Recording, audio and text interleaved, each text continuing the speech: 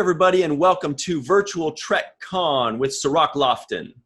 Hello, hello. Today, our guest is Mr. Doug Drexler. How are you, Doug? Nice. You recognize the salute? You recognize it? Is that a Gomer Pyle? I don't know. Red Dwarf. Red Dwarf, okay. Red Dwarf. The river salute. You know, I taught Patrick Stewart how to do that salute. Oh, really? Yeah. Really? On Next Generation? It was after Next Generation, but they were doing a special in England on Red Dwarf, and Patrick was the host. And they were shooting his, bumpers on the Paramount backlot. And at the close of the show, he's supposed to do the Rimmer salute, and he doesn't know what it is. And it's what I just did. It's a big overblown, salute that Rimmer does. And I was in the art department one day, and I got a call on the telephone, and it was a voice from the production office that said, "Are you Doug Drexler?" I'm like, "Yeah." They said, "Do you know how to do the Rimmer salute?" And I was like, totally like, what? Star Trek production office. I go, well, yeah, of course I do. And so they asked me to come over and show Patrick how to do it. And it was really funny because I showed him how to do it, but he couldn't, he's very, very stiff. He couldn't get it right. So I kind of got behind him and grabbed each of his arms, and I tell him to go ahead and do this. And I'd be going, let it go, let it loose. I wish I had it on videotape. It was hilarious. Wow. Yes, I taught him. It was me. Wow. Who do you think would have been the best at doing it naturally on Next Generation? I've got a guess. I got two guesses, in fact. Yeah. Who do you think? I think Brent Spiner, because he's very comedic and he's willing to let go. But the other one I thought secondarily was Gates McFadden, because she's a dancer, so she could. She's very loose and flowy. Sure. Yeah, I could see that. Brent was hysterical on stage because he would use every minute to rehearse like a little bit of business. Like for instance, drawing his phaser, and then he came up with a way to flip it backwards into the little holster, and he would just rehearse that over and over, and you could see it when he does stuff on the show. Like for instance, Brent, the two guys who were the best at pressing buttons, Brent, he made it like a dance, and then there was LeVar, who was just incredible at pressing buttons. Button pressing, panel dancing. But I will give Patrick Stewart honorable mention because he really does it with intent. You get people who do it and they won't do it with, just the right amount of intent or creativity. There were shows where, if you looked at the panels, the interfaces, they were really, really thought out. The closer you looked at them, they weren't just a lot of stuff mashed together. If you looked at the panels, they all really did something on the ship.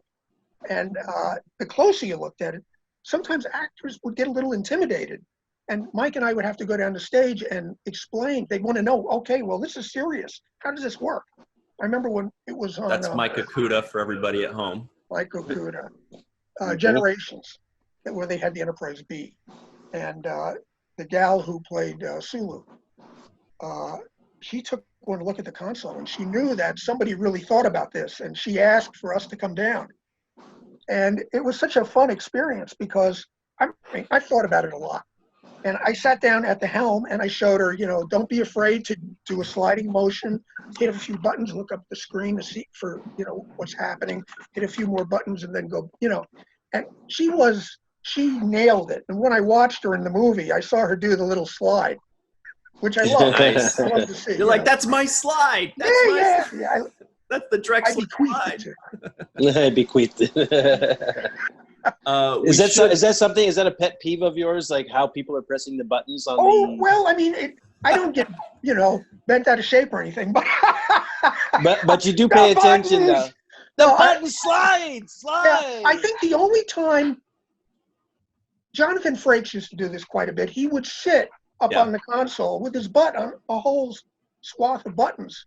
Firing photon torpedoes. Yeah, but the thing was that we had decided that it really is key to your fingerprints and, you know, your biochemistry and things like that in your hands. No butt dialing. No butt dialing. Yeah, Right. there's no butt dialing in the 23rd century. Yeah, there's actually a meme about that says, somebody said, hey, you know, Riker's sitting on the thing and firing torpedoes. And somebody else said, look, if we haven't figured out how to fight a butt dial by the 24th century, we're in more trouble than that. Yeah. I think one of my real pet peeves was when you would give weapons. I mean, they're not real, obviously, and they're supposed to be phasers. But a lot of actors, you need to treat those things like they're dangerous.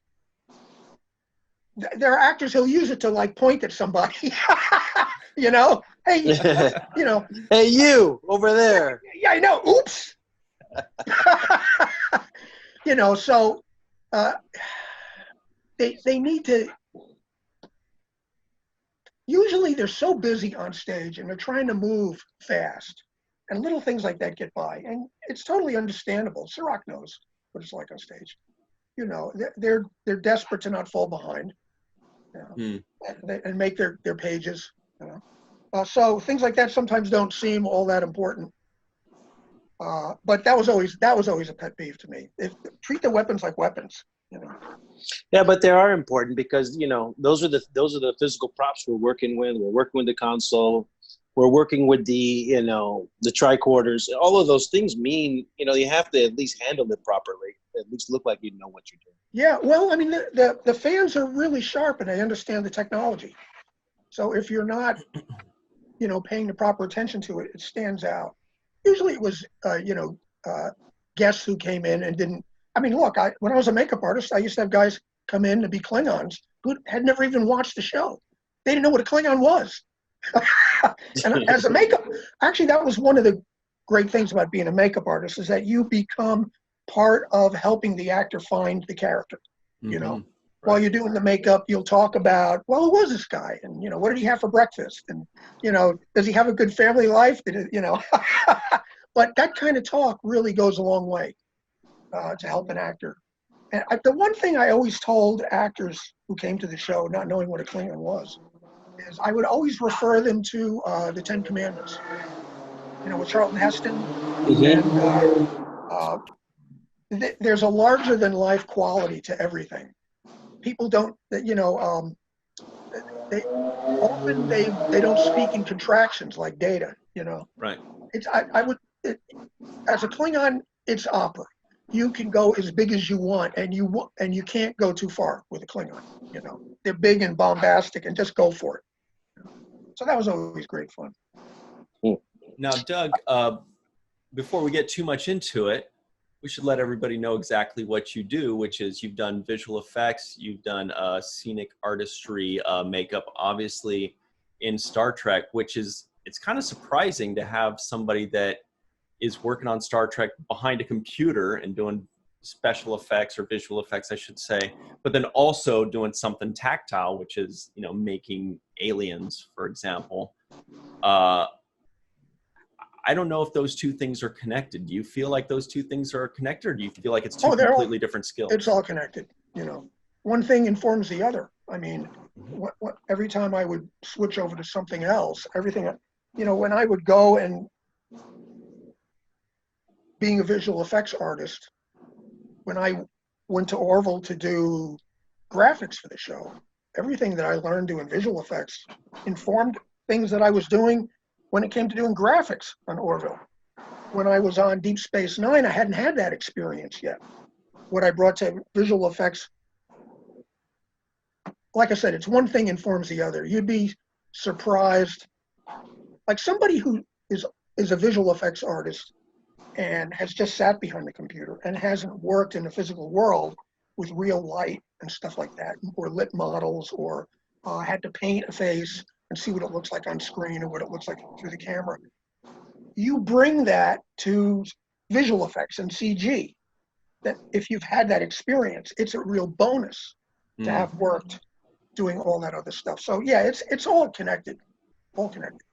I probably did more. I probably was involved with more aspects of Star Trek than anybody who ever worked on the show. You know, makeup and illustration, graphics, visual effects. You know, Yeah, for me, it was like, I started as a makeup artist. And when you get on a show like that, and I draw and I sketch and I paint and I sculpt, you know. So when I'm on stage, I'm looking at that architecture of the sets just blows me away. And Michael Kuda's graphics on Next Gen. I mean, I lived on the Enterprise D as a makeup artist. And I would look at Mike's work and be so blown away by how authentic and how much heart they had and how he didn't treat anything, you know, like it wasn't important. I mean, everything had a purpose, you know. You'd go into engineering, there'd be these fantastic flow charts and you'd follow them and they'd all be there. They would all be there. And that's why all of the Roddenberry reboot era, which was Next Generation all the way through the end of Enterprise, was a show that stuck close to Gene, and that meant that you weren't doing science fiction. When you did science fiction, it had to have real thought behind it as far as real technology. You know, guys like Michael Kuda and Rick Sternbach are like junior scientists. You know, I have a good understanding of engineering and science, but those guys really, I mean, when you sit and talk with Mike and Rick about, you know, how many pounds of thrust a certain type of vernier rocket, it's all in their head. So for me, it was like going to school. I had an understanding, but to work with them and understand how what they brought to the show made everything on the show seemed realistic, like it could function. Too often I watch on television shows and movies where they'll just do a design because it's cool, you know.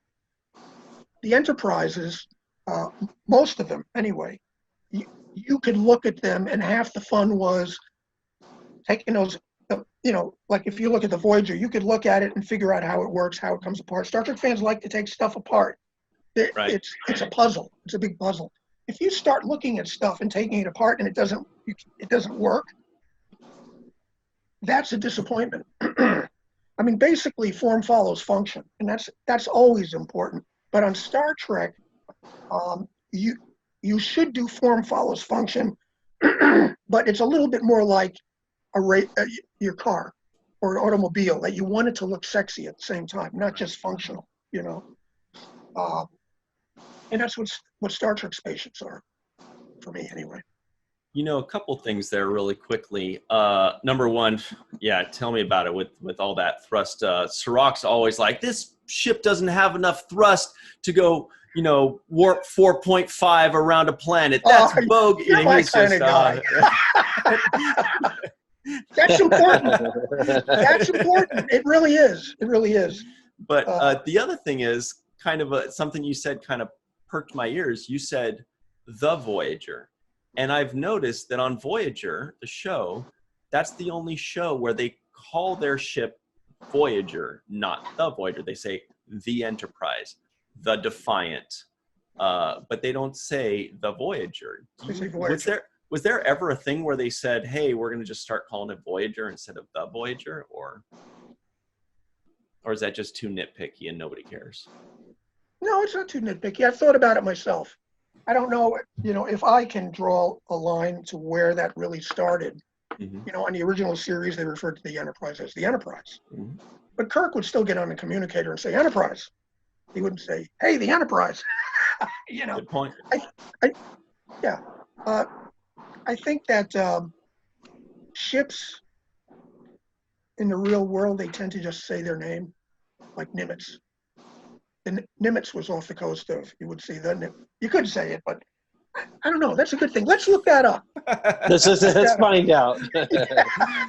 I have a pretty interesting question, at least for me. I'd like to know, when you switch from creating something for Starfleet over to creating, let's say, a Klingon or Romulan technology, like, what is the basis for, like, saying, okay, this is going to be Romulan, and now how do you apply the Romulan architecture or the Romulan designs into something that you're going to create for it? Yeah, I mean, for Starfleet, we always tried to keep it close to, hard technology. You might go to make something beautiful, but it wouldn't be fanciful. It'd go a little fanciful on the alien technology, because it is alien, you know. Cardassians like things in threes. Romulans tend to have a lot of Art Deco. The colors, you know, one of the things that we had on the show and in the graphics was that Mike would limit each alien race to so many colors, like maybe 4 colors, 5 tops, and the 5th one might be a combination of 2. Because if you use every color under the sun, it just becomes mud. But if you can define which races use which colors, that even if the background panels are blurry, you still know you're on a Romulan ship, even if it's only subliminally by the colors. You know that Klingon, the ships are kind of a rusty color on the bridge, but the consoles, the buttons tend to be reds and yellows. You know, Starfleet is a little more Earth colors going on. Romulans were like an aquamarine, you know, and different shades of blue. So often I'll watch shows on television where the graphics people are using every color there is. And then in the background, it just looks like a blob, you know. It doesn't have, see, that's the thing. On a show like that, where most of the time they're going to be putting actors in front of your graphics. Who are those people in front of our graphics? That we want everything to be amazing when you look at it and sit down close up. But really, you have to keep in mind that most of the time people are going to be seeing it from about the middle of the house, you know, and it's going to be out of focus. And it still has to look good. One of the things that I noticed, I used to see this on Voyager sometimes. I'm not blaming anybody. Uh-oh. But there would be panels where it was a big panel of buttons. Every button was lit. And I see this on Voyager, on Orville too, when I got there. And I've changed the aesthetic a little bit so that when you've got a big panel and it's nothing but buttons and they're all lit from the middle of the house and even close up, it just becomes a blob. It has no character.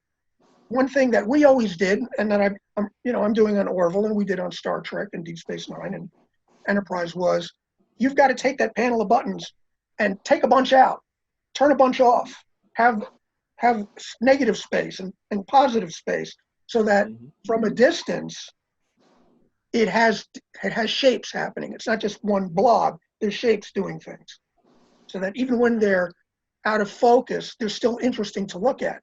Plus, it also creates the sense of hot spots on the panels.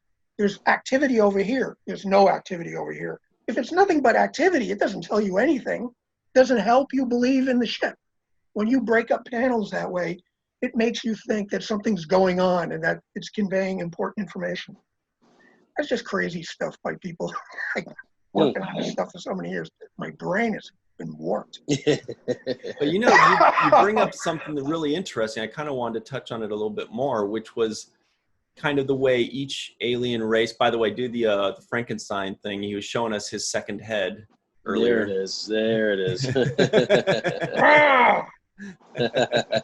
Fire bad. No, but yeah, you're kind of telling us about how each alien had its own brand or its own theme of colors. Did you have and of course, when you said that, I started kind of picturing it, and it's true. We can definitely discern which alien race we're seeing based on their backgrounds. Did you have a favorite one, a preferred one that you just loved the colors, or you just thought that they were just so weird or alien that they were the most interesting to you? You know, because of Mike, I think that most of the, panels are really cool. You know, I love Klingon panels, I love Romulan panels, but there is nothing like Starfleet. Oh, and like the Cardassian panels were, if I do say so myself, were awesome. Mike gave me those. I did the whole ops with Denise Okuda. Wow. And, we tried to make them predatory looking and sharp, and they had a sweep to them, you know. But my favorite is Starfleet.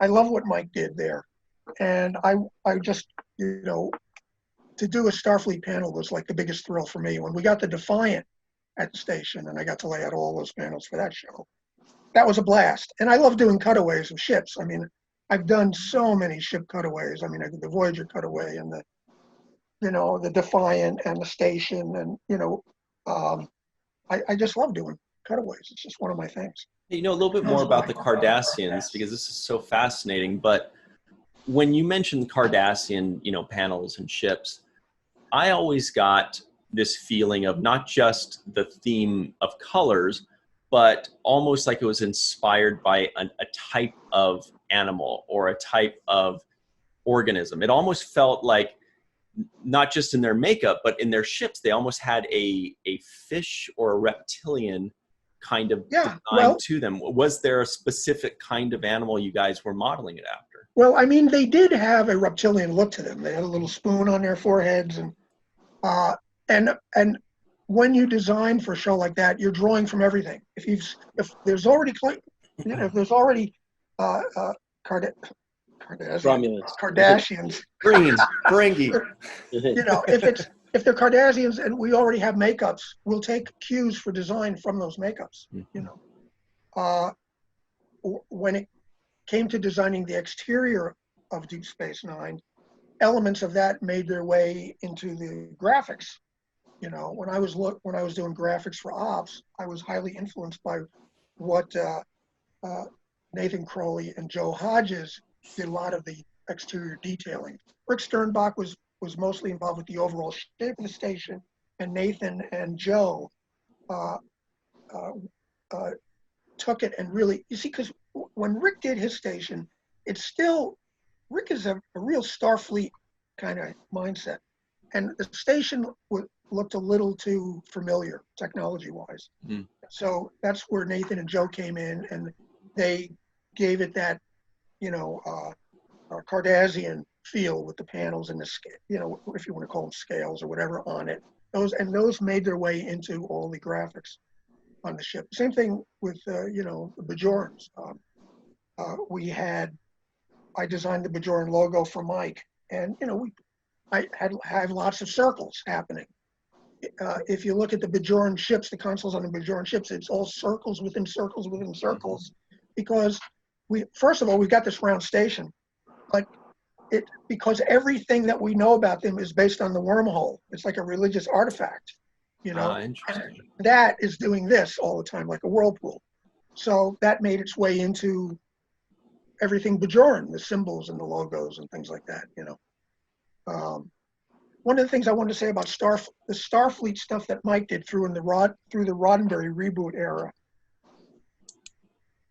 all those graphics and panels are so distinctive that you could not take Starfleet graphics and put them on Hawaii 5-0. You know what I mean? It doesn't work. They're made for Star Trek. I find a lot of graphics on shows that I watch today, they're interchangeable. I could take stuff off of, I'm not going to name any shows, and put them on, you know, name those shows. No, they're interchangeable, and that's, to me, that's kind of a failing.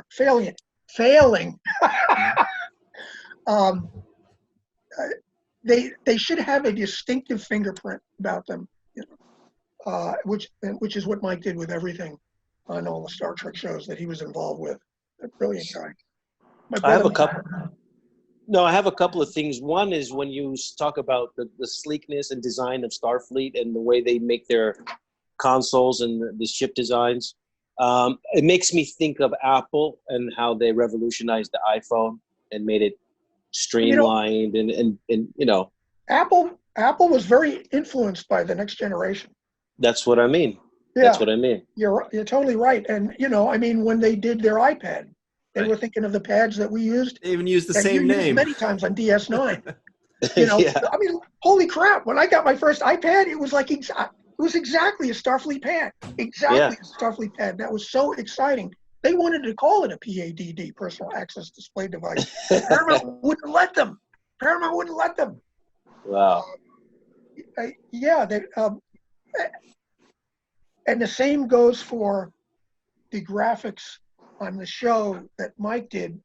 We have a lot of fans at JPL out in Pasadena. They can recognize the thought in the show. And when you go to JPL, you will see Mike Okuda's LCARS displays as screensavers all over JPL. Wow. Years after, because that design just grabbed them, you know. It looked functional and it was cool. You know. But I don't see a lot of that. I don't see a lot of that on shows. You know, you have to get you need someone special to do designs like that. You can't, there's lots and lots of really terrific graphic designers working, you know, out here, but only a few of them can really put those kind of guts into a science fiction interface, like, you know, like the LCARS designs. You have to, it's hard to explain in the same way that people fall in love with Star Trek. It's like, what is it that makes it so, there's almost something in our DNA that makes us want to know what's out there, that there's a genetic thing where we need to do this to go out into space. And that comes across in Star Trek. And so people are motivated because of that, whatever gene it is. Now, I have it when it comes to being crazy about doing these kinds of designs. I mean, first, I'm a Star Trek fan first. I was there in 1966. I watched the whole first season in black and white. We didn't even have a color TV. Although I have to say, a really interesting experiment is watch the original series and turn the color off. I don't know if you, I guess you could still do that on TVs. Turn the color off. Back then, not everybody had a color television set, and they used the DP, Jerry Finnerman, would have to light the original series so that it looked good in color and black and white. With the color off, there still should be graphic elements that break up the... Now you watch a show like Enterprise, for instance, where they're shooting just for color. Turn the color off and it just is mud. But they don't have to think about it that way anymore. It only has to look good in color. I have to say there's really, in a way that's kind of, I mean, it's great that everything's in color, but in a way it's kind of sad that I think that when you have to light for black and white, it gives a strength to your color layouts as well, you know. But it's real, it's interesting. Try it sometime. Try it sometime. You know, another one like The Exorcist. I watched The Exorcist in black and white once. I was working for Dick Smith. Dick did all the makeups on The Exorcist. You know, the Linda Blair possession makeup, which And that the was throw a up movie and stuff. that movie made me interested in makeup because, you know, you remember there was like the 86-year-old priest, Father Marin, in The Exorcist. The power of Christ compels you. Well, I saw Max von Sydow in another movie like 4 years later, and he was in his 40s. And I'm like, what? And I found out that von Sydow was rubber from here to here, totally rubber. I never noticed. I never thought about it. That was the makeup of the movie, not the Linda Blair makeup. Wow. But I was working for Dick Smith, and Dick had to go over to England. We were working on The Hunger, and he had to go shoot stuff in England. And so we were left behind to work in the lab. And we decided to watch The Exorcist at lunch one day. And we turned it on, and we couldn't get the color to come on. We didn't know what it was. So we watched The Exorcist in black and white. And it is amazing in black and white. The funny thing is, though, that when Dick came back and we told him, we watched The Exorcist, but there's no color. And he walked over, turned on the TV, and it was black and white. And he just, like the Fonz, hit it with his elbow, and the color came on. Yeah. Well, you see, that just goes to show you the TVs, the color TVs, they know who's boss, because Dick founded the NBC makeup department at Rockefeller Center in New York. He became interested in makeup when he was going to school. And he decided to go into NBC to talk to whoever was in charge of the makeup department. And he said, well, we don't have one. Would you like to start one? Can you imagine that? And so Dick founded the NBC makeup department. And RCA at the time held a patent for color televisions. So when the FCC, Federal Communications Commission, wanted to standardize colors for television, they went to NBC, which was owned by RCA. And NBC said, this is really more about people's faces. Give it to the makeup guy. So it was Dick Smith standardized all the colors on television that you watch today. Wow. Yeah. Wow. Listen to me blathering about Dick Smith, my hero. Hey, that's awesome. As a matter of fact, in honor of the black and white, we might air this whole interview in black and white, right, Ryan? I don't have the cognitive ability to do that. Never mind. I don't know. But I have a question for you, Doug. Just let me throw this in there. A lot of times, and this is still true to this day, people talk about Deep Space Nine being a dark show. Mm-hmm. And I wondered, what's your take on hearing that criticism of the show and the set of, being dark? Is that something you set out to achieve, or is that something that you feel is not rightfully placed? Well, I mean, I know that as far as the designs of the show, it was all much darker. There was, dark plum colors with like a Roman gold, and it was elegant, but everything was dark, and there was architecture that was almost haunted house-like in a way. But I think that we all thought that the show was going to be darker in tone. It pretty much was still what they were doing in that brand of Star Trek, like Next Generation. The darkness came in the design of the sets, but they never went and shot it. It was never shot that way, I think that we expected it to be much darker than it was actually done. It was still that bright and shiny universe in this kind of strange, creepy space station, which we never got to. We had ideas in the art department that there would be areas of that station that hadn't even been opened yet. That a lot of it was abandoned, and O'Brien, it would be like going spelunking in caves.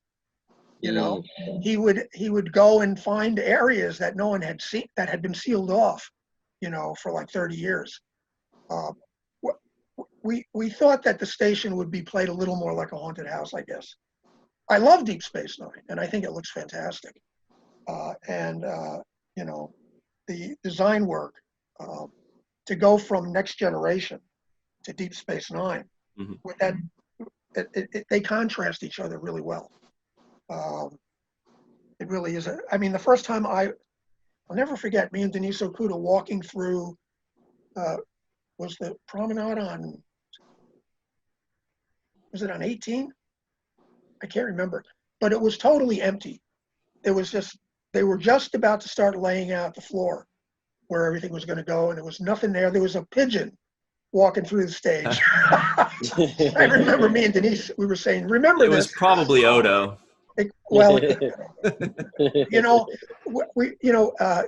was an episode where I think Odo was sick, and they had to put him in some kind of device, like a stasis device. And I literally stole Dorothy's bread machine. He is Odo, right? Okay. Odo. But we used to do a lot of amazing stuff with graphic tape. We would tape up sets. When a set was finished and it was painted, me and Denise and Mike and maybe Anthony Fredrickson we'd have a tape caddy that had all kinds of different widths of black and gold and silver and tape, and go down, and we could put like $10,000 more into that set just with graphic tape by making panels and breaking.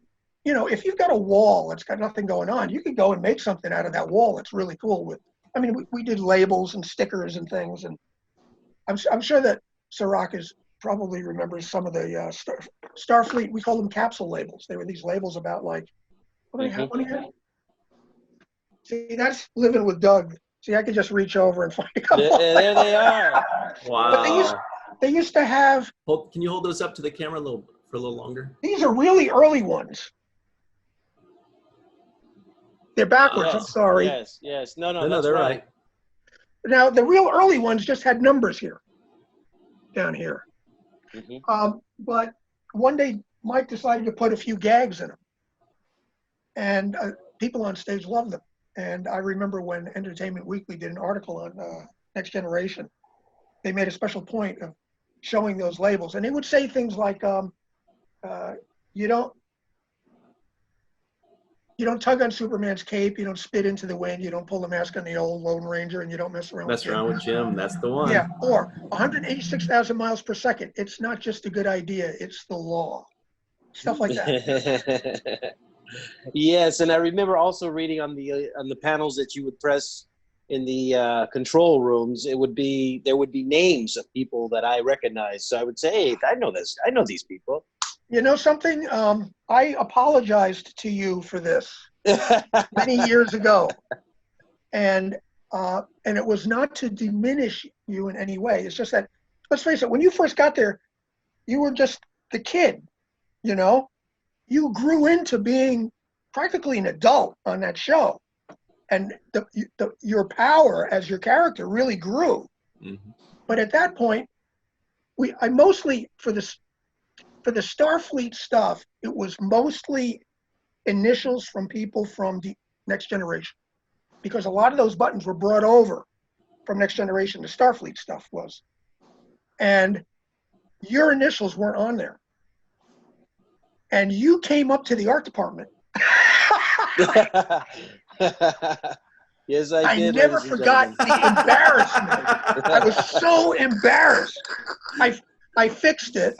I made sure that there were plenty of your initials on there, but I have to tell you, I was so embarrassed about that. And I think about it regularly. I wasn't going to bring it up unless you did. But yeah, so I never forgot that. I never forgot that. Oh my God, what did I do? He'll hate me. No, I didn't hate you, but I did go up there and actually big fans, you know, to you guys up there, and Okuda obviously just really welcoming and showing me around, and it was like a kid in candy shop over there. If you like to see, you know, these kinds of things being made and how it's done, that's where to go. Well, the art department was always a fun, welcoming place. Mm-hmm. I loved my time there, you know, and I worked 7, 8, 9, 10, 11, I guess 11 years in art department with Herman and Mike and Denise and Johnny Eves, and we were laughing all the time. I mean, and the practical jokes were like never ending. I mean, I remember that John Eves, one of our illustrators, who's a nut, came in extra early, and Fritz Zimmerman, who sat across from John Eves, and those guys were always pulling pranks on each other. John came in at like 4 a.m. and climbed up, and you know how there's those like kind of foam ceiling panels overhead? You know, they're squares. Took one of them and he hinged it on one side, and he had a monofilament line that he ran to it. When he yanked it, the panel would swing down. So what he did was he made a box out of cardboard up inside that, you know, where it opened up, and got like a 50-pound bag of popcorn and filled it up with like 50 pounds of popcorn up there. And then Fritz is sitting at his desk working. He yanked that cord and the things, all his popcorn comes down. And another good example, and John was like terrible. He got a piece of Limburger cheese, like the stinkiest cheese you could find. Right? And he went to Fritz's desk and he took all of Fritz's drafting pencils and pushed them through the cheese, and then put it back on his desk. And Fritz is like working away, and he's going.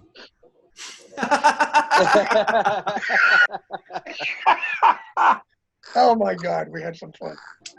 Wow. Yeah, it was a good place. You can't beat that one. You guys were working hard in there. Yeah, boy, oh boy. We were, you know. But it's kind of like the crazier things get, the sillier you have to become, you know. Yeah.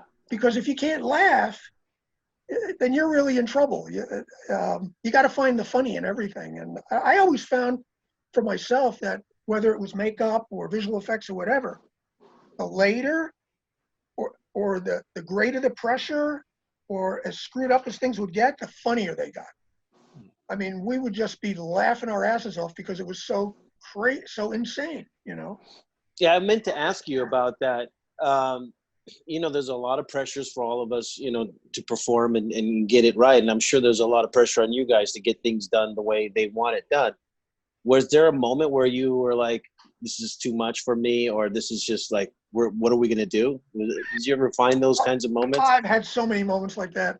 I mean, and I mean, and look, I'm laughing about it now. And I was, you know, even the truth is that even as things were falling, you know, down around your shoulders, that I would still be laughing and finding jokes, you know, about what was going on. If you get panicky, you're going to lose it. You won't figure it out, you know, and especially if you're a makeup artist, because you can hold up camera as a makeup artist. If you hold up camera for half an hour, that's a lot of money. You could get in a lot of trouble. With the pressures are great for art department and visual effects, but and you're trying to get things done under real tight deadlines. I mean, there were Battlestar Galacticas where we delivered the last visual effects shot the morning that the satellite uplink happened, and they watched it on television that morning, you know. Yikes. But it's still not like, all due respect to the first AD and the second AD, and they don't want you to screw up. They don't want something to go wrong. But if you give them something, they will happily put that on their report that makeup held up camera, because they know they're going to fall behind. So they need to say, well, makeup held us up an hour. You know, so as much as they might be your friend and they want you to do a good job, if you give them something good to put on their, you know, their report, they're going to take it. You know, it's up to you to make sure that things like that never happen. I mean, oh God, there was one time, and it's visual effects oriented because things would overlap. If you're in the arts department, sometimes you would get involved with visual effects stuff. We had an episode of Enterprise where Dan Curry wanted to do a shot, the visual effects supervisor, up above looking down into these, it was a little village in a rocky recess that that had all these paths and you know, but basically he wanted to shoot our characters looking down on them in this little village. So they were going to have to build a platform on stage and put the camera up there. Now, an episode before that, we had a show where the guys had to go on the hull of the NX Enterprise. And I worked with Dan Curry to set up all the shots in a virtual camera. And he could get the shots, and I could say, okay, camera's off the ground 12 feet. It's pitched, you know, about 15 feet negative and blah, blah, blah. And then he could go to stage, shoot the guys using all of that, take them back to the visual effects house, and they could take the model of the ship. I could give them the files that I set up, and they're on their way. So he wanted to do it on this episode where we had this little village happening. I set up everything with him sitting right there, all the information. The next day, he's down on stage with a second unit, and nothing is lining up. Nothing's lining up. And I get called to stage. And I'm there, and Dan basically, Dan, if you're listening, he pretty much threw me under the bus.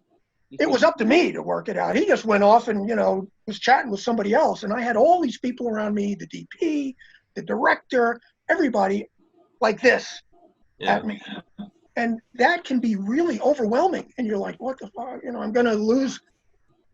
I didn't think I was going to lose my job or anything, but I knew that I had to get myself out of this. And, you know, I had been through quite a bit in my life working on film and television shows. And I just snapped in realizing that I got to act like I'm in charge.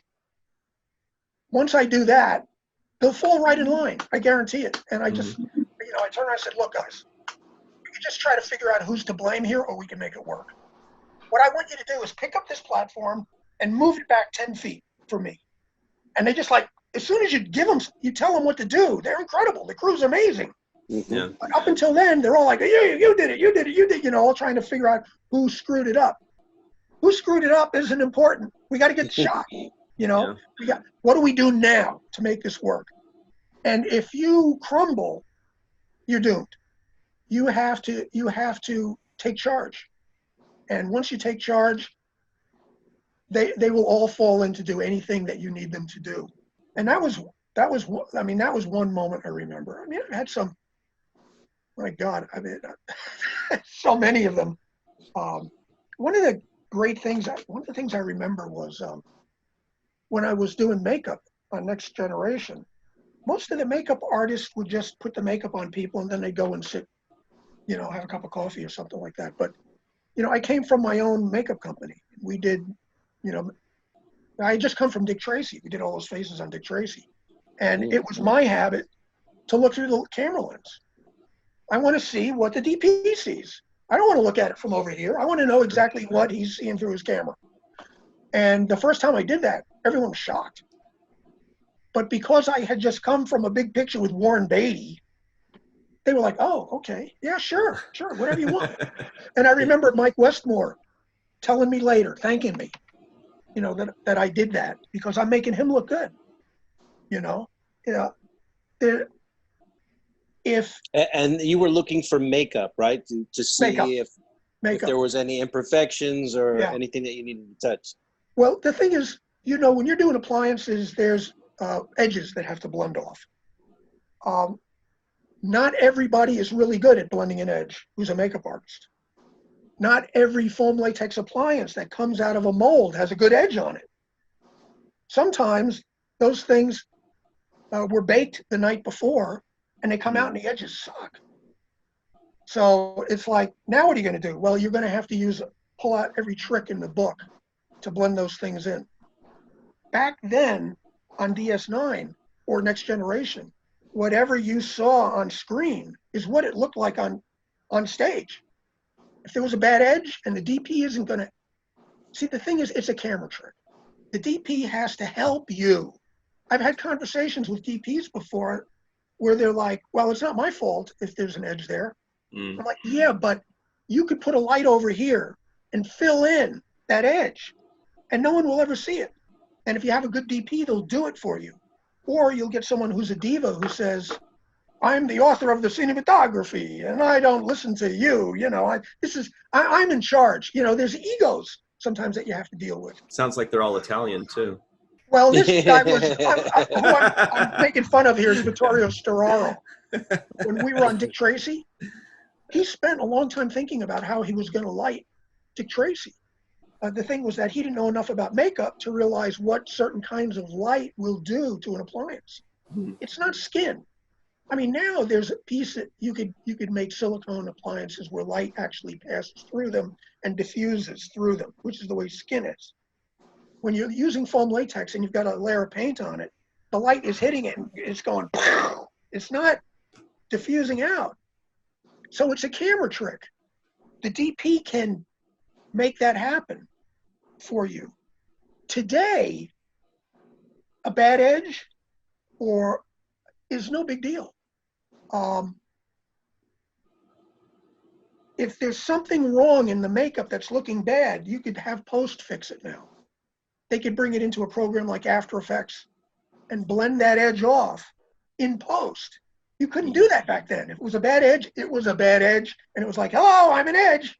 Yeah. But now, like for instance, in the Avengers, you've got a character, Vision. I don't know if you remember Vision. Yeah.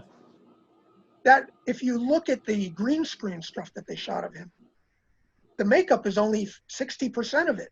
They're going to take it the rest of the way in post by having CG headpieces and stuff like that. And you can make it like a whisper, beautiful. So there's a big difference about the way makeup was back then and the way it is now. I mean, we were fixing makeup stuff on Battlestar Galactica. There was notoriously bald caps are really difficult because this is one of the most mobile pieces on a human being. Plus, all day long, there's oils that come out of your skin or you're sweating and the glue will start to move, and now you're getting funny creasing. And best bald cap I ever saw was done by Dick Smith on a Taxi Driver with Robert De Niro. You know, where he shaves his head and he's got the mohawk? Yeah. Well, it looks great, right? That was a bald cap. But what Dick did is, and man, that guy was a genius. He shaved De Niro's head up to about here. That way he was able to glue to the bone, where the bone is, where nothing's flexing. And then he put an appliance over that. Nowadays, you could have, I'm sure you've seen it plenty of times on television where someone turns their head and you get all these crazy wrinkles. Yes. Usually they'll put a collar on someone to try to hide that stuff. We did, like there was a bald cap on Battlestar Galactica. What was her name? Mary. She was Madam President. How can I not remember her last name? Yeah, it started with an M, I think, her last name too, possibly. Anyway, I don't know. The president, yeah. Well, anyway, she had cancer, and there were a couple episodes where she had no hair. And so they did a bald cap, but there's only so much you could do. That might be a lot of hair that you have to hide. And so her head will be like a light bulb. It'll be in the shape, But we used to be able to go in post and, stretch her head back into shape, frame at a time. It's a lot of work. Wow. But the lady's name is Mary McDonald, by the way. Yeah, she's, when I got that job, first of all, I was on Enterprise.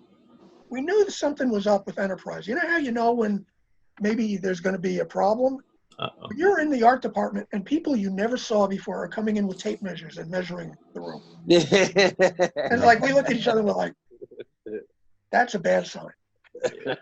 When we found out the show was canceled, we didn't find out from the front office. We found out on the fledgling internet at the time. And I remember driving home. I'd been on the show like 17 years. That's crazy. You usually don't get a gig like that, and I'm thinking, boy, I'm never going to work again. I'm sure I used up everything. That's all my good luck. There's not going to be any more. And I got home, and Dorothy meets me at the door and says, there's a message from Gary Hutzel on the phone for you. The night I found out Enterprise was canceled. Gary Hutzel? Yes, Gary was, I'm sure you knew him. He was a visual effects supervisor on Deep Space Nine. And he was a wonderful guy. And like I said, if you worked in the art department, you work closely with visual effects, because if Gary was doing a show and he ran out of money, he knew that he could come to us and we would build a Klingon space station out of junk, sewage strainers and colanders and, all kinds. We kept stuff.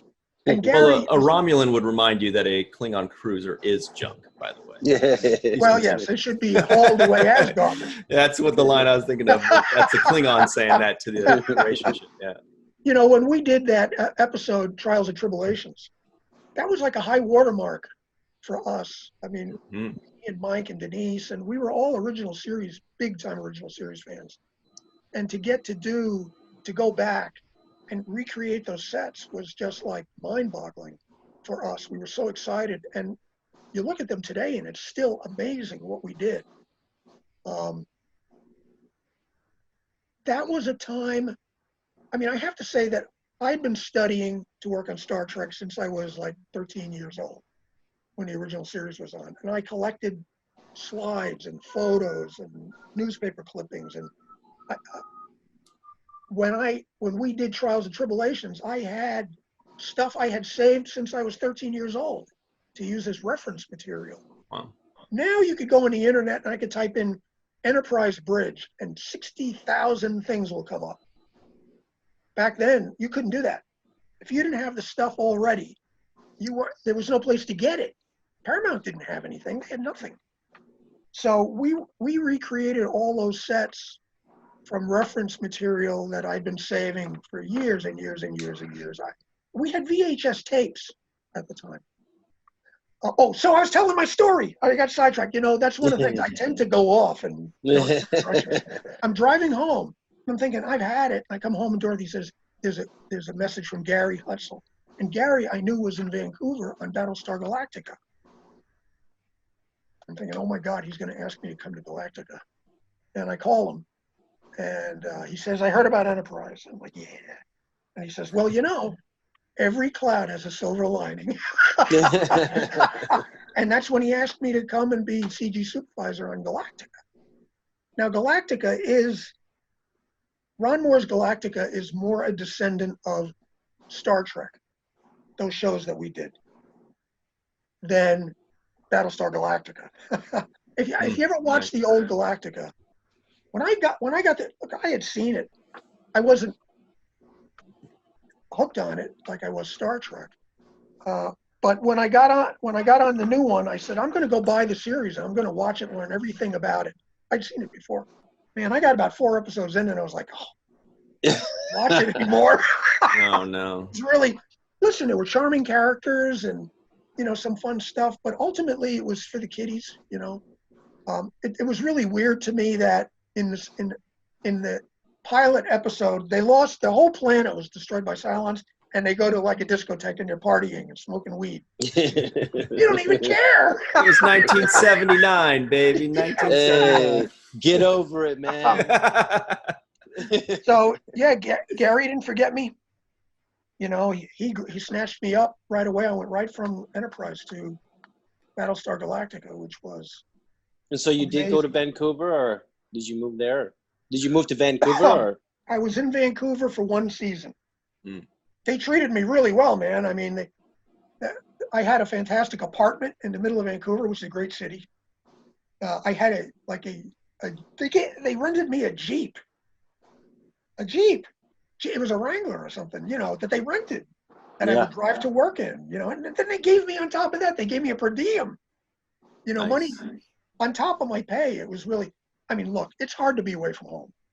I don't want to be away from home, but if I had to do it, that was a really great way to, for it to happen. Galactica was a fantastic experience. And Gary was just one of the funniest, nicest. We laughed constantly. Everything was a big joke to us, And we did some incredible work on that show. We got a couple of Emmys for it. And you watch it today, and even though it was how many years ago now, this stuff still is like feature quality. It ended 12 years ago. You know what it was about that show? First, there was a lot of Star Trek people went over there. You had Ron Moore, who produced it, and then you had Gary, and I was there. And art department was Richard Hedolin and Doug McLean, and I idolized those guys, the work that they did.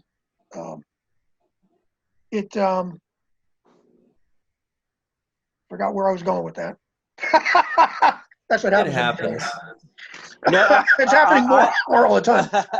I had a question about. I see that you still have the stickers that you put up on the stations. Yeah. What is your favorite little treasure trinket that you've kept from Star Trek over the years? Wow. Because I see the robot behind you. I think Lost Ryan in has, Space. Yeah, Ryan has one of those. Yeah, I got. Let's see. Oh boy, we're about to get a tour of sci-fi stuff. History. If I could do this without destroying, like if you look over here, I've got. I got a Nomad. See Nomad? I don't know. I thought I saw a Mugatu up there for a second. Well, there's a. Oh God. See up there? That's the spacesuit Oh wow. with Kirk in it from Star Trek: The Motion Picture. Yeah. Oh, okay. That flies around Epsilon 9, and I've got so much stuff. I've got in my garage. I've got a 14-foot. It's not a miniature. There was a show called My Favorite Martian when I was a kid. Right. It had Ray Walston in it as a Martian. Ray Walston was a big Broadway star, and Bill Bixby. Remember Bill Bixby? Yeah. The Hulk TV show. What happens is that the Martian crashes on Earth, and Bill Bixby finds him, and he nurses him back to health, and he can't go back to Mars because his ship is messed up, and it's hidden in his garage. He's got to keep that a secret. It's not the actual one. It was a copy. It was used in Men in Black 2. It's an exact duplicate of Uncle Martin's spaceship from My Favorite Martian. It's my garage. Yeah. So I just I got a 4-foot sea view over here. I've got a 5-foot Nautilus from 20,000 Leagues Under the Sea, Wow. the Disney film, which is one of my favorite science fiction movies of all time. Yeah. but yeah, it's like I'm a fan, you know, and it's not just a job to me. I don't want to work on a show really that's about a law firm. You know, it's great to work. It's great to work, be in the business, but I'm meant to do certain things, you know, and that is science fiction and anything with technology. It's just something I'm possessed by it, you know. What is there any one particular thing? God, wow, that's really really hard to say. That's a hard answer. That's a hard answer. That kind of shoots my question then, because I had a similar question that might be equally difficult to answer. Actually, we're almost out of time here, but two quick, fun, nerdy questions for us nerds. Number one is Star Trek related. What was your favorite creation? Like, was it a specific backdrop that you created, or a ship, or something like that? And then the second one is going to be the upcoming third season of the Orville. What do you think the fans are going to feel when they see it? Do you think they're just, above all, they're going to laugh? Do you think above all they're going to be blown away by the special effects, or what? Well, Brandon Fayette, who's the supervisor who does the visual effects on the show, is a great guy, and they're really doing some ambitious stuff this season. It's funny, I was riding with him across the 20th Century Fox lot to one of the stages, and he says, I was 8 years old when I watched Next Generation. Holy cow! But yeah, and people can really be affected by stuff that you've worked on. I will say that Orville, it's a dramedy, It's not a sitcom, but funny things happen in it. I found that from season 1 to season 2, the show got a little more serious, and season 3 is funny, but they want to tell a real story. It's not just funny things happening to people. So every episode has, there's really a lot going on. It's funny. I just watched one last night. I can't remember the name of it. It had Tim Russ in it. They find a time capsule. Yeah, second season. Yeah, and there's an iPhone, and Scott Grimes' character takes it, and they're able to feed all the information from it into the computer, and the computer can recreate this gal's world. And he ends up going in there and falling in love with her. And it's a really sensitive, warm story. It's great stuff.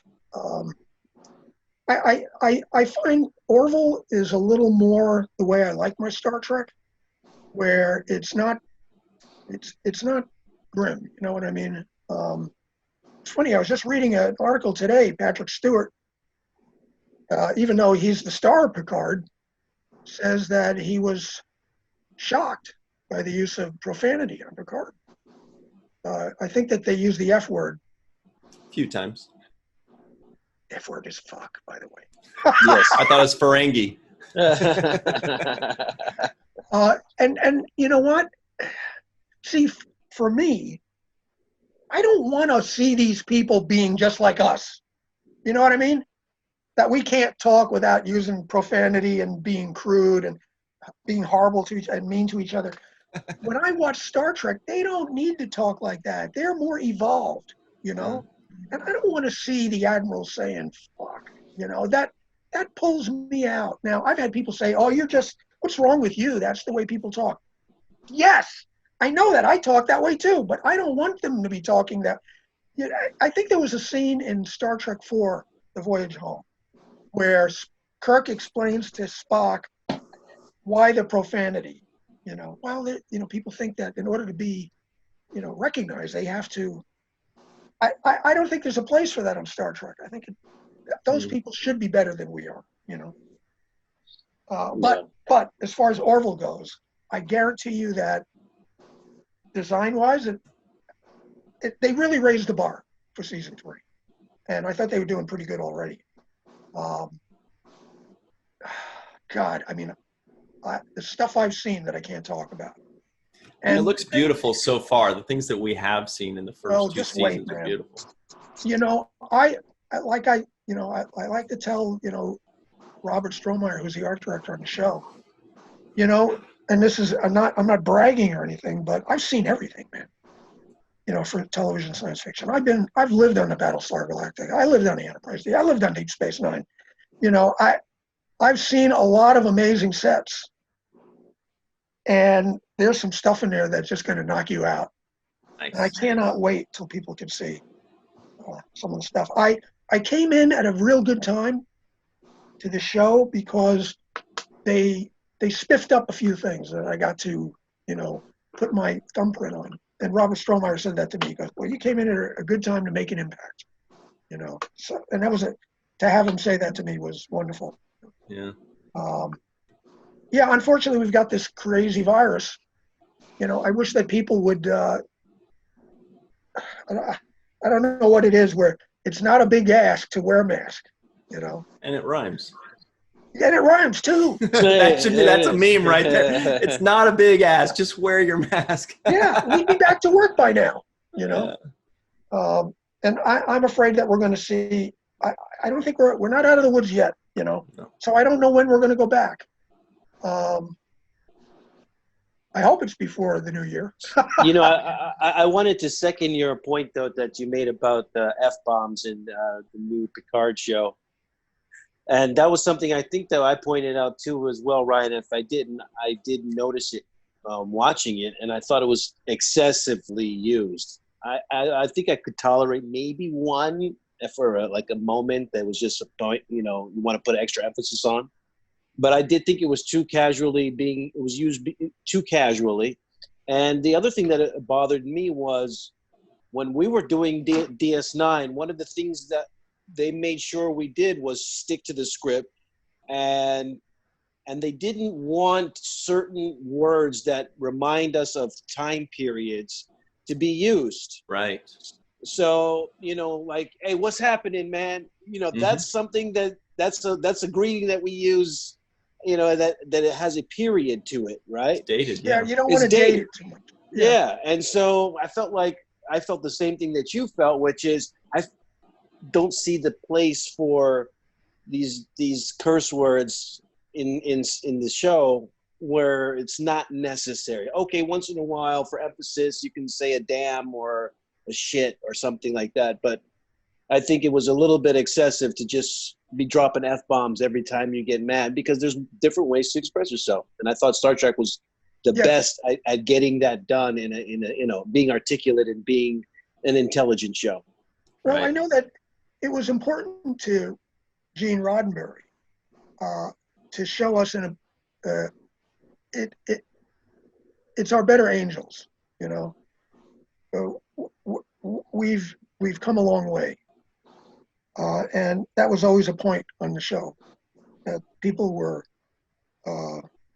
more understanding, more empathy, more sensitivity, you know. To me, that's always been such an important part of Star Trek. I know that writers tend to rebel against that. They feel like they're being wedged into a goody two-shoes type of interaction. But I really, and look, I don't write, I've never written a script before, you know, and I've never been on a writing staff before. So I could understand how you might chafe under that. But I think that maybe it takes a little more work, a little more creativity to figure out how to get your point across emotionally without resorting to what I think is a cheap shot, you know. Mm-hmm. I mean, one of my favorite shows is Deadwood. You ever see Deadwood? It's a Western. If you haven't seen it, man, HBO. It only lasted 3 seasons, but it's one of the best TV shows ever. The language on that show, there are people who can't watch it because of the language. I'm listening. Their favorite word was, you could edit this out, you could bleep this, right? Yeah, go ahead. This isn't alive, right? Number 1 word on Deadwood was cocksucker. That cocksucker. Cocksuckers from San Francisco. holy geez. When Dorothy and I first watched it, it was like a punch in the eye. Holy, did he just say what I thought he said? And it actually takes you a little while to desensitize yourself to that word. I mean, it's not a word that I really even, I use profanity, but I rarely use that. I rarely use that word. Yeah. That's really going for the. But David Milch, who was the writer and creator of the show, he was trying to create this sense of shock. That I'm sure they didn't use the same words we use now, but he had to use words that would shock people today to get that grittiness across on the show. And on a show like Deadwood, it totally works. But if Picard said it, oh man, watch Deadwood, man. I'm telling you, give it a few episodes. Yeah, I think a lot of people echo those sentiments where they just kind of felt like it's a little off-brand. I think that's really what it is. Is it doesn't quite fit with the Star Trek brand, but whatever. It's rebranding. They're doing their own thing. The only thing I could say is that it's kind of like going to your favorite restaurant and have that sinking feeling when you realize it's under new management. You mean Hooters? Restaurant? What's going on, girls? New management? Hey, we are out of time, though. I'm sorry to say. I did kind of want to ask you a second time, though. Did you have a favorite creation? Oh yeah, you did ask me that. Well, I hit you with two questions. That was fall in love. You have to fall in love with everything you do, but not to the point where you're married to it, because it could be thrown out just like this. Mm-hmm. You could slave over something and go, nope, just like that. But so, there were a lot of challenges and a lot of fun things. I guess that probably, trials and tribulations to recreate the original series sets. Amazing. But then when Enterprise started up, I was at Foundation Imaging, and I had worked on Voyager doing visual effects. That was where I was learning how to do CG. And when they did Enterprise, I didn't want to do graphics again. I just done it for 7 years on the show. And I thought that the visual effects aspect was really interesting. But John Eves was doing designs for the NX Enterprise, and he must have done like 30 of them. And the thing I can tell you is that John's terrific. I'm sure they were all good. The thing about a producer is that they will make you do as many as you can until there's no more time, because they want to see every possible thing. They're not going to decide early on that, oh yeah, that's it, when they can make you do another 20.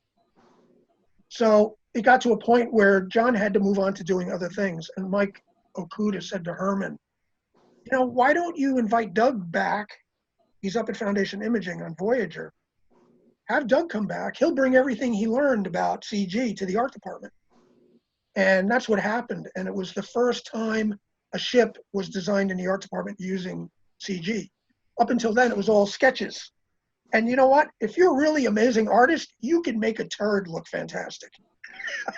Like Sirach does. Oh, Great doodles. Great turd doodles. Turd drawings. But when you're designing the ship in CG, I could now make a turntable where it turns and you could really see it as the light moves across it. I could animate a shot of it passing by the camera. So I designed the NX with Herman for Enterprise. So to design an Enterprise, actually I've designed two Enterprises. I designed the NX and I designed the J, which was a future Enterprise. Uh-huh. And it's funny, fans are real touchy when it comes to Enterprise. And they don't like any new Enterprise, I find, basically. They hate the idea of the idea that it's replacing something they already love. But I remember when I did the J, I realized that it was important that when people looked at it, that they say, that's ridiculous. Because if they don't think it looks ridiculous, it means you didn't push it far enough. Right. When I was a kid and I saw that original series Enterprise, it was unlike any other spaceship up until that time. Up until then, they were rocket ships. They landed on their tails, which is crazy because now they're doing that again. Rockets land on their tails. Who would have ever? It's amazing. So one of the arguments I would have with early fans was the struts that held in the cells. They're so spindly that they'll never support that engine. First of all, it's not an engine, okay? It's holding a generator that creates a warp field. But when I saw those struts, I didn't say, that's really stupid. That architecturally could never support. I said, wow, those people understand technologies way beyond us to be able to have struts like that. That's what that said to me. So when I designed the J, I made sure to put things in there that to a 21st century, early 21st century brain, you know, an ape's brain, that it would look impossible. If it didn't look impossible, I hadn't pushed it far enough. So I pushed it into the ships. I made it 3 miles long. So, excuse me.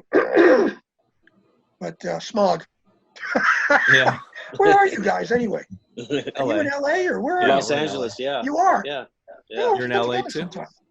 Where in LA are you? I'm in North Hollywood. Oh, I'm in the Valley too. Yeah, we should get together. I can show you my toys once all of this is over. Will I get to say danger, Will Robinson, with Yes. that guy behind you? All right. By then I'll But get you the know, lights you working. do know what they say about guys that drive big ships. The drop. No, I'm joking. Yeah. I'm joking. Yep. What do they say, Sirach? They say they have a nice warp engine. Okay. A warp drive. Sorry about your. Yeah. So We made anyway, up for we'll it. pretend like we have no idea what that means. Oh, yeah. Not at all. Not at all.